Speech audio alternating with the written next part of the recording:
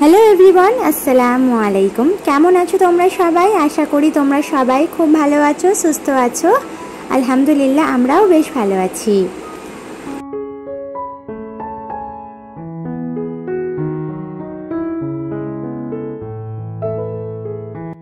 तो सकाल बेलाय किन्तु कालके तो तोमरा भिडियो देखेइछो जे अनेकटा परिमाणे रान्नाघरेर काजेर माने काज कमप्लीट करते हबे।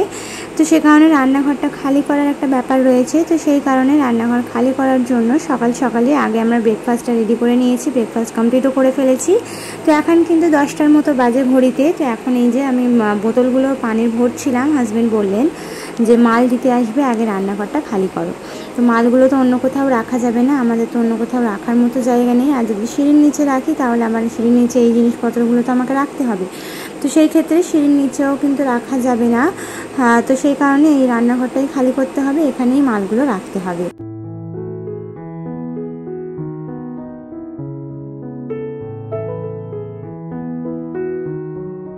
तो সেই কারণে সব কাজ ফেলে রেখে বসে পড়লাম এখানে রান্নাঘরটা খালি করতে। তো একদিক থেকে কিন্তু আনন্দই হচ্ছে, আবার একদিক থেকে খাটনিও হবে। মানে কোনো কিছু পেতে গেলে একটু কষ্ট বা একটু খাটনি তো খাটতেই হবে।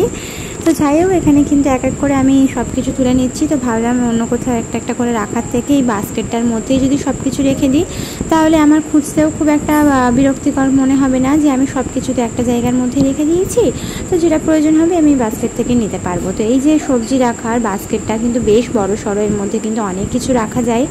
তো সে কারণে ভাবলাম এই বাস্কেটটাই রাখা যাক, কোনো সমস্যা নেই।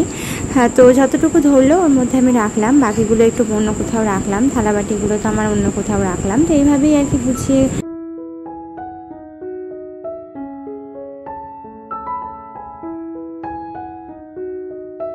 আমার শাশুড়ি মাকে নিয়ে অনেকে অনেক কমেন্ট করেছে যে আমার শাশুড়ি মা যে চোখের অপারেশন হয়েছে এখন কেমন আছে, আমরা কেমন আছি।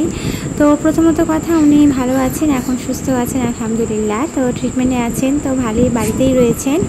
আর মেয়েও এখন আলহামদুলিল্লাহ ভালোই আছে, তোমাদের সবার ভালোবাসা আল্লাহ পাকের দোয়ায় এখন সুস্থ আছে, ভালো আছে।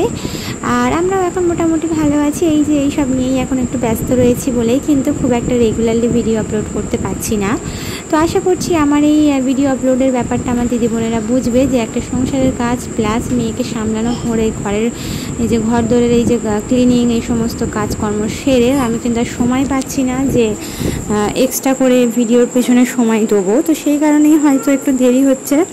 তো আশা করছি তোমরা একটু ম্যানেজ করে নেবে, কটা দিনের ব্যাপার, মানে সপ্তাহখানেকের মতো। তারপরে তো আলহামদুলিল্লাহ একেবারে রেগুলার প্রত্যেক দিন তোমরা ভিডিও পাবে, আর সেই সাথে নতুন নতুন জিনিসপত্র দেখতে পাবে। নতুন রান্নাঘর মানে তো নতুন নিত্য নতুন জিনিস তো তোমরা দেখতে পাবে। হ্যাঁ, তো যাই হোক এখানে কিন্তু অনেক বকবক করে ফেলেছি, আর সেই সাথে কিন্তু সেই নিচে সব কিছু সেটিং করে চলেও এসেছি। তো এখানে মিস্ত্রিরা কাজেও লেগে পড়েছে, সকালবেলায় মালটা দিয়ে গেছে, কাজে ওনারা লেগে পড়েছেন। আর এখানে কিন্তু আমি রান্নাও বসিয়ে দিলাম। তো সেই নিচের অবস্থাটা খুব বেহাল, মানে কোনো জিনিস তো একেবারে গুছিয়ে রাখার কোনো ইচ্ছা নেই, কারণ শুধু শুধু 2-3 দিনের জন্য গুছিয়ে খাটনি করে কোনো লাভ নেই। তা ভাবলাম যেটা যেমন আছে তেমনই থাক, আর এইভাবেই রান্নাবান্নাটা করি, 2 দিন চালাই, আর কি করা যাবে।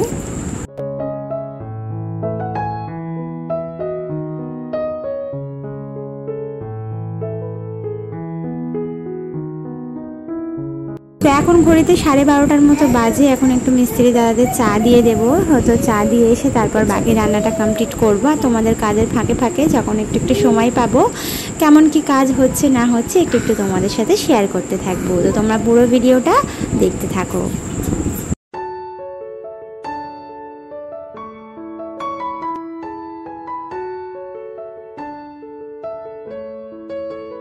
যেই দিদি বোনেরা আমার চ্যানেলের মধ্যে নতুন এসেছো, আমাকে প্রথমবার দেখছো, আমার ভিডিও দেখতে তোমাদের যদি একটুও ভালো লেগে থাকে তাহলে অনুরোধ করবো আমার চ্যানেলটিকে সাবস্ক্রাইব করে অবশ্যই বেল আইকনটা প্রেস করে দেবে। এতে করে যেটা হবে আমার ভিডিও ছাড়া মাত্রই তোমাদের কাছে নোটিফিকেশানটা পৌঁছে যাবে।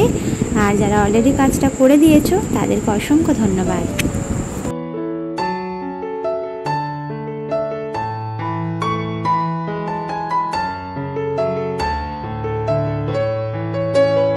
তো এই যে রান্না বান্না বসিয়ে দিয়েছি, ফ্রিজের মধ্যে মুরগির মাংস ভাজা ছিল। তো পরশু দিনকে গত পরশু আমি কিন্তু মুরগির মাংসটা ভেজে রেখেছিলাম। তো সেই মুরগির মাংস ভাজাটা সাথে ডিমও ছিল সিদ্ধ দুটো, তো সেই ডিম সিদ্ধ দুটো আর সাথে মুরগির মাংসটা দুটো আলু দিয়ে রান্না করে নেব, তাহলে একটা তরকারি বললেই হয়ে যাবে। এক পদে খাবার কিন্তু আমাদের বেশ অভ্যেস রয়েছে, কোনো সমস্যা হয় না। তো সে কারণে ভাবলাম ডিম, মুরগির মাংস, আলু সব কিছু একসাথে দিয়ে একেবারে কষা কষা করে দিয়ে একটু হালকা পাতলা ঝোল করে আর সেই সাথে ভাত। তো দুদিকে দুটো জিনিস করলে খুব তাড়াতাড়ি হয়ে যাবে, যেহেতু এদিকে কাজেরও ব্যাপার রয়েছে, অনেক কিছু ঝামেলা এখন করা যাবে না, তাই এই যতটা সম্ভব চেষ্টা করছি হালকা পাতলার মধ্যেই রান্না বান্নাটা করব।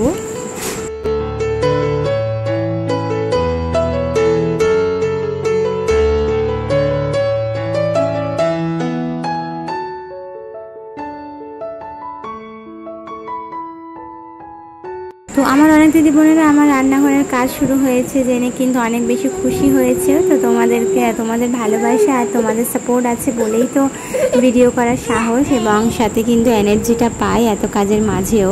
তো তোমরা এইভাবেই আমার পাশে থেকো, আমায় সাপোর্ট করো, এই আশাটাই করি। আর ভিডিওটা যদি কোনো অংশ ভালো লাগে অবশ্যই একটা লাইক করতে ভুলবে না। তোমাদের একটা লাইক পরবর্তীতে এই ভিডিওটা আমার অনেক দিদি বোনেদের কাছে পৌঁছে যেতে সাহায্য করবে।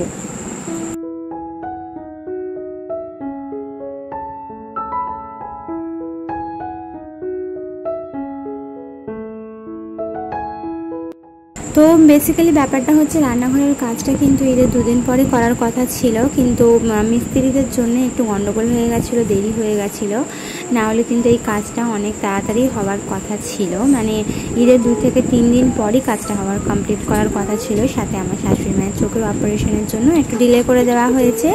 তো যাই হোক, এখানে কিন্তু কাজটা কমপ্লিট হয়ে যাক, তারপরে কিন্তু আস্তে আস্তে কাজগুলো তোমাদের সাথে শেয়ার করতে থাকবো। সাথে ক্লিনিং, পরিষ্কার, গোছানো এগুলো তো রয়েছে।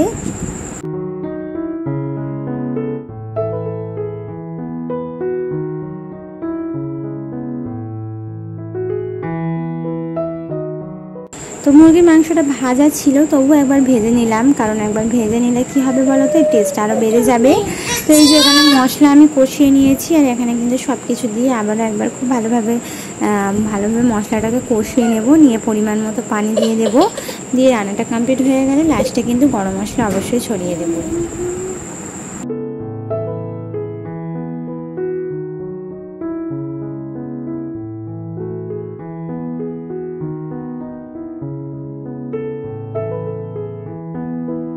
তো এইভাবে কিন্তু লাল লাল করে কষানো মাংস কিন্তু আমার বেশ ভালো লাগে, আর আমি কিন্তু একটু এরকম আলু দিয়ে খেতে ভালোবাসি। একেবারে মানে শুধু শুধু মাংস কষা ভালো লাগে না, আমার আবার আলু দিয়ে বেশ ভালো লাগে। তো এই আলু দিয়েই আমার ভাত খাওয়া হয়ে যাবে বলতে পারো।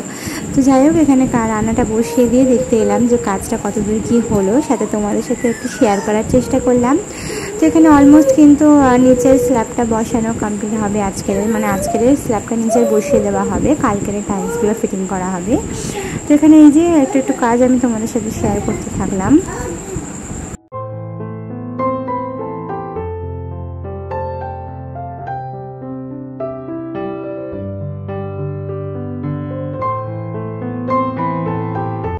তো এখানে কিন্তু স্ল্যাব বসানোর পর বেসিনটা বসানো হলো। তো বেসিনটা কিন্তু দিতে ডিলে করছিল বলে আমার হাজব্যান্ড গিয়ে আবার নিয়ে আসলো দোকান থেকে, একটু দেরি করছিল দিতে আসতে, আর মিস্ত্রিদের আর্জেন্টলি লাগবে, তো সেই কারণে আমার হাজব্যান্ড আবার গিয়ে নিজে নিয়ে চলে এসেছেন।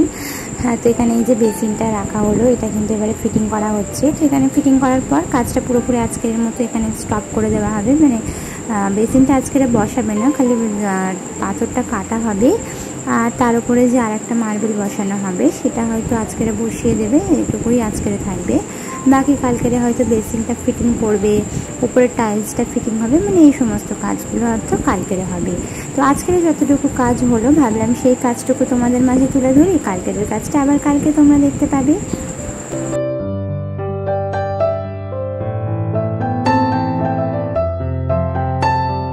তো এই যে আজকে আপাতত এতটুকুই কাজ হয়েছে, মিস্ত্রি দাদারা চলেও গেছে অলরেডি। তো ভাবলাম একবার ফাইনাল লুকটা তোমাদের দেখিয়ে দিই, মানে আপাতত আজকের মতো যতটুকু কাজ হয়েছে সেটাই তোমাদেরকে দেখিয়ে দিলাম। তো ব্যাস, আজকের ভিডিওটি এ পর্যন্তই ছিল। আশা করছি পরবর্তী ভিডিও পর্যন্ত তোমরা সবাই সুস্থ থাকবে, ভালো থাকবে। আল্লাহ হাফিজ, আসসালামু আলাইকুম।